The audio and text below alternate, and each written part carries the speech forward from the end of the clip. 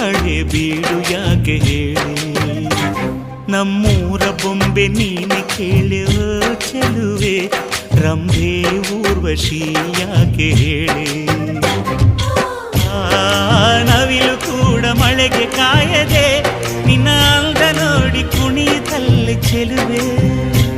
ಓ ರಾಜ್ಕುಮಾರಿ ಓ ರಾಜ್ಕುಮಾರಿ